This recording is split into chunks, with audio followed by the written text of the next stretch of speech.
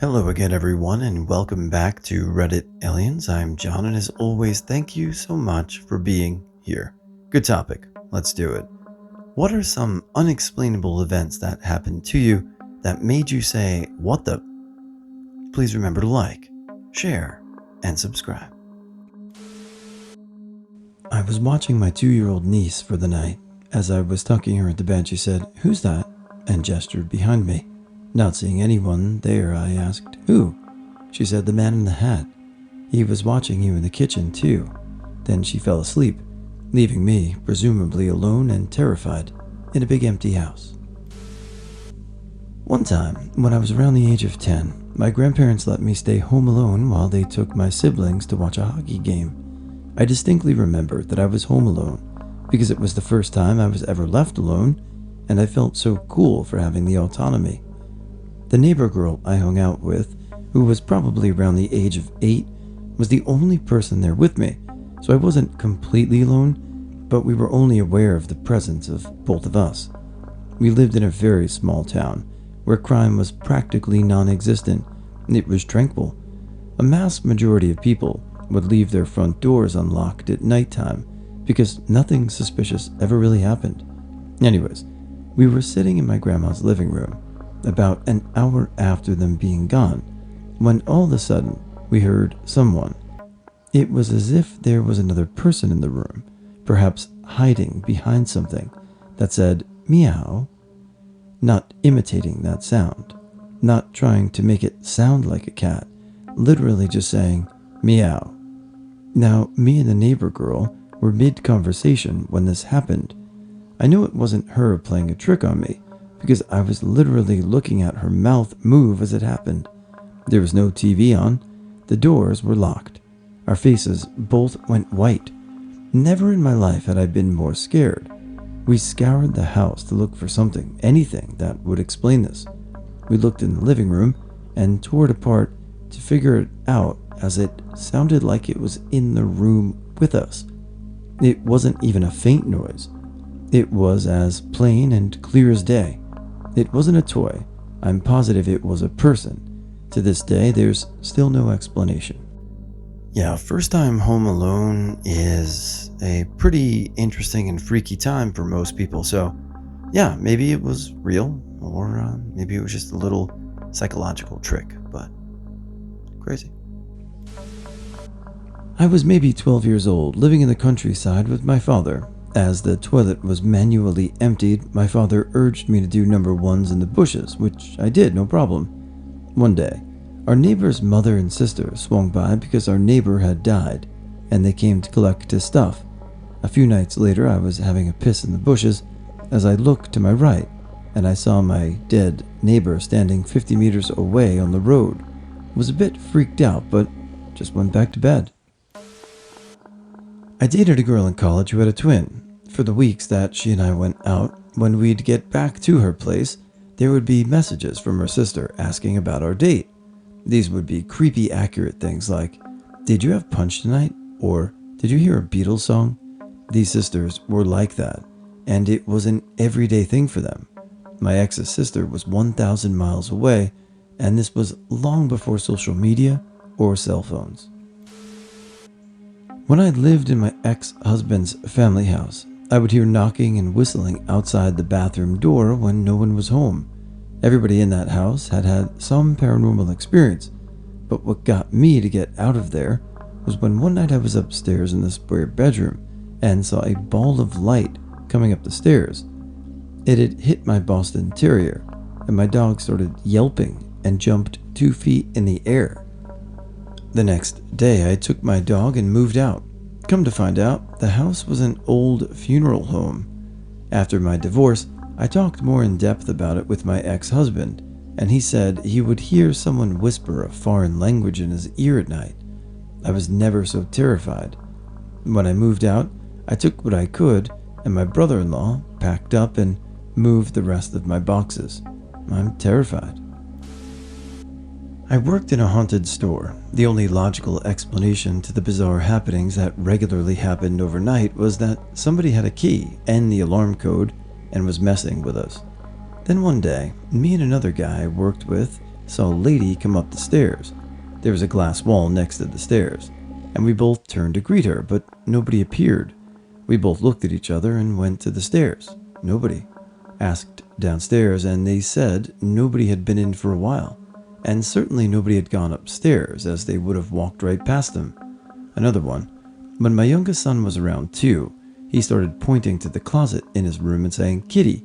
We have cats, but they never went in that room or the closet. He kept saying it, and we would check, but there was never a cat in there. A couple of months later, our eldest cat got sick and passed away. The vet was actually coming over later that day to put him to sleep, but he died an hour before. He died in the closet in my son's room. It's still the only time I've ever seen a cat in there. My son never mentioned cats in the closet again. In high school, I went to the funeral of my friend's first love and serious boyfriend. He had been shot in the head, very unexpected. Afterwards, we went to her house because she wanted me to stay the night and go to the wake the next day with her. We were in her bedroom, kinda quiet, kinda talking about the funeral, when all of a sudden her boombox turned on. It went straight to the 6-disc CD changer, picked a CD on its own and started playing their song. Out of all the CDs and all the songs, it turns on to play that one. We both froze and stared at each other like, what the I found out later that his friend who had accidentally shot him had similar experiences. His radio would turn on by itself and turn the volume up to max when no one was near it. It would happen when he went to jail for the involuntary manslaughter charges and kept happening when he was released. One night, something kept flashing outside my window. Once I noticed it, I waited for it to come back, and it did. But then I noticed it wasn't headlights from cars going down the highway. My room is across from the road. It was coming from the effing sky, and it scared the shit out of me. I've never seen flashing since, but it was spooky. I've talked about this before, but one day my train got stopped next to this warehouse. The place looked like an appliance repair shop. I could see old refrigerators and stuff like that, but what caught my eye was a 2-legged chair standing upright. It looked like a common school chair you'd see in elementary schools, but 2 legs on the same side were missing. But it was standing perfectly, as if all the legs were attached. The train was stuck for at least 5 minutes and I couldn't stop staring at it, moving around to see it from multiple angles. It felt wrong in that I couldn't see anything that would explain it. A trick of the light, a welded metal plate stand, or something. It was and felt like it shouldn't have been, but it was. The logical part of my brain likes to think it was an elaborate art piece, that if I could have seen it closely, the trick would be obvious. But the other part thinks it was a glitch. The desk and chair could just be counterbalanced to sit upright, or could be glued down or something. Off topic, but when I used to be on the train going into the city, you'd go by those old abandoned warehouses. I always had this sense of like warmth and how I wanted to explore them. Is there a name for that? Back in the 2000s, I worked in a video rental store, movie gallery. During my time there, we played a DVD on loop that had movie previews and other shit on them. Every month, day in and day out, the same loop over and over. One night I was working alone shelving DVDs, when suddenly there was a line of static that slowly wiped its way from the top of the screen down to the bottom. After this line had passed, a completely different video started to play. It was a movie gallery promo video, but it wasn't right. Color scheme of the store was off, and it was a promo that I've never seen before. I watched it dumbfounded, and soon thereafter, another line of static wiped down the TV, and the video remained normal. No idea what the F that was. Freaked me the F out. So this happened soon after my parents and I moved into my parents' current house. Me and my cousin were the only people around at the time. The phone started ringing. He happened to pick it up and said some woman was talking on there like it was picking up a conversation in progress. Now, the spooky AF part, we had just moved in most of our stuff was still in the boxes. The only utilities that were hooked up at the time were power and water. Notice no phone service, and the phone was a landline that wasn't an acceptance or attached to anything. I heard the ringing, didn't hear the voice. I was laying on my stomach on top of my bed using my cell phone. No one was around. Some time passes and I feel my daughter stand on the bed. She stuck one foot into the mattress, lifting herself so she could place her other foot beside it. Once I feel both of her feet depressing the mattress, I pause my scrolling and wait for her to say something. After some silence, I ask her, "What's up? What you need?" She doesn't say anything. I asked again, punctuating it with her name. I'm already a very impatient person. I've stopped what I'm doing. She's just standing behind me, being a distraction, maybe trying to mess with me. At this point, I'm just like, "Yo, what the F? What the F do you want, sweetie?" I turn to give her a dad stare when I see no reason or no one behind me. Problem is, I can still feel the weight of something standing there. I can see the mattress being pushed down by some force I cannot see. I always thought I would want to interact something, but I'd nope the F out of there. I was out of bed and down the stairs to where my daughter actually was before I could even process a thought. Human blood clotting is defined by a complicated web of intersecting proteins and chemical factors. There are some common mutations in a handful of genes, factor V Leiden, prothrombin, etc., which can be tested for in case where a clotting disorder is suspected. We had a patient with a family history of clotting disorder on both the maternal and paternal sides, although he himself seemed relatively phenotypically normal. We tested him, and he was heterozygous or homozygous for every effing variant in our panel. The best we could conclude is, hell, if we know maybe all these mutations just cancel each other out, and the dude's blood appears to work normally.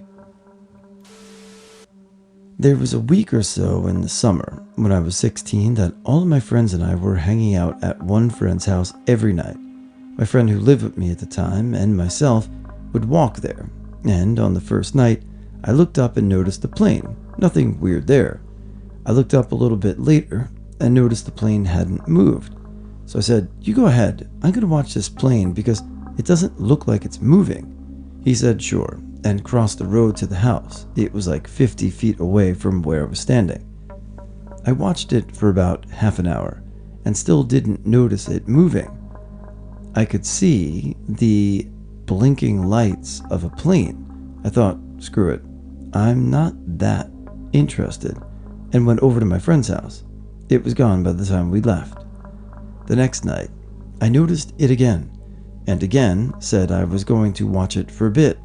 I would then stay to watch it for roughly 30 minutes each night, and for about a week, never moving. On the last night I saw it, it hovered way up in the sky again, but then the lights traveled across the sky into the horizon in the blink of an eye. I was the only one who saw it and saw it dart off, but some of my friends came out to watch with me on some of the nights, so I wanted, and I wasn't the only one who saw it sitting there. At first I was thinking it was a satellite or something that had a geosynchronous orbit, but that wouldn't explain it darting off like that. To this day, I'm convinced it was some sort of UFO.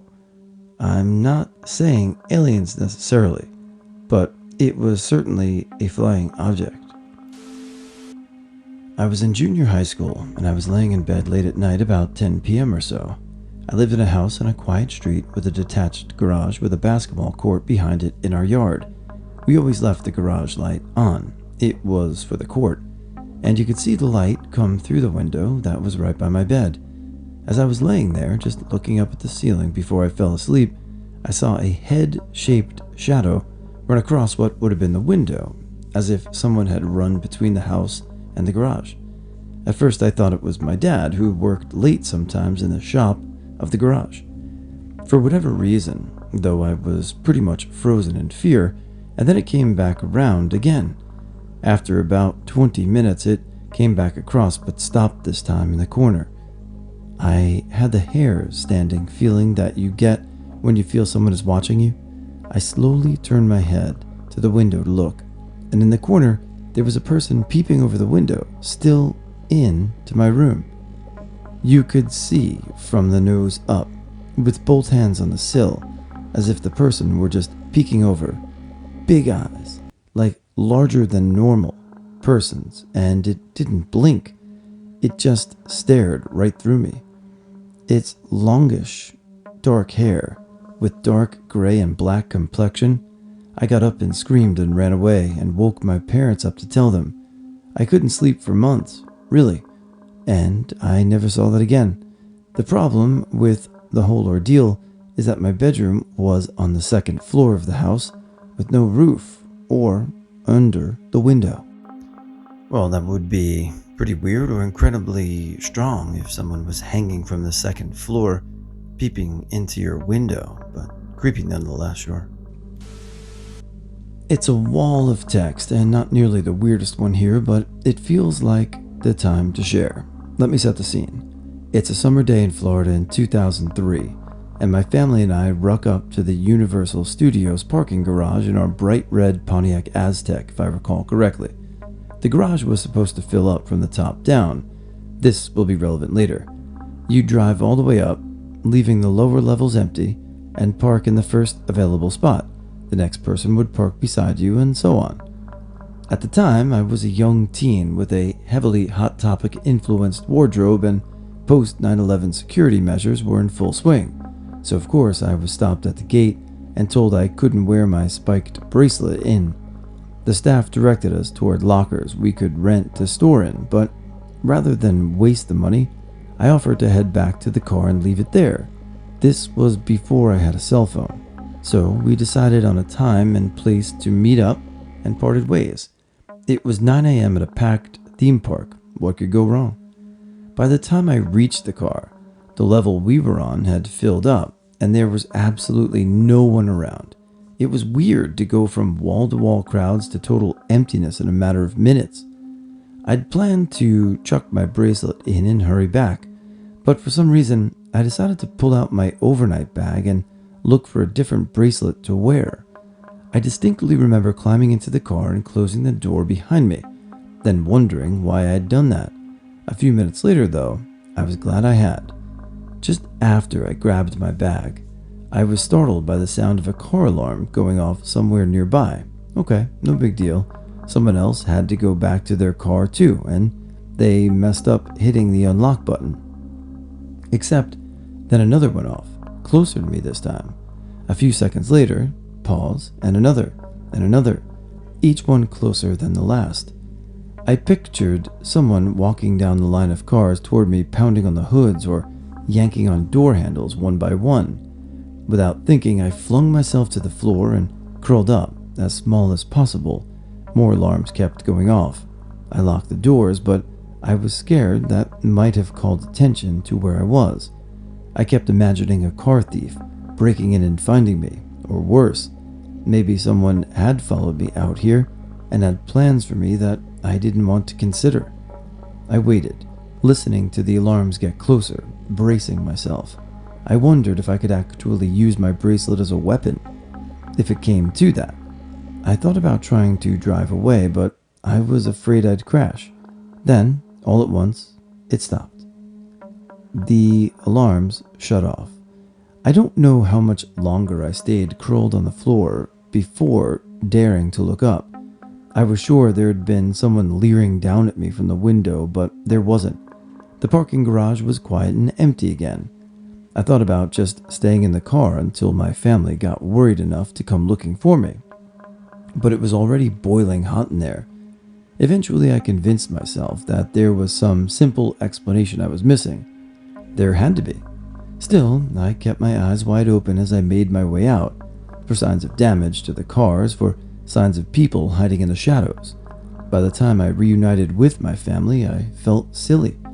I told them a version of what had happened, since I had to explain what took me so long, but I downplayed my fear and made it out like I'd been paranoid. They didn't seem to be too bothered. But I still don't understand what happened. I've seen car alarms go off thanks to fireworks or major thunderstorms, but it was a clear morning, and I don't recall any sound or vibration that could have caused it. I've seen one car alarm set off another, and I guess it's possible there was some sort of odd chain reaction that led to at least half a dozen alarms kicking off at regular intervals. But what triggered the first one, and what stopped them all at once? Every now I'm thinking it's got to be some technological fluke, but then I remember how terrified I was, every instinct screaming that something was seriously wrong. It's far from the only weird thing that's ever happened to me. See rose petals spawning above my head a few years before that, but it's the only one I couldn't face with calm curiosity. It's also the only one I prefer not to think about. I'm pretty sure that this is the first time I've told the story since the day it took place. I'm still a little nervous of parking garages today, so if anyone's got a reasonable explanation, I'd like to hear it.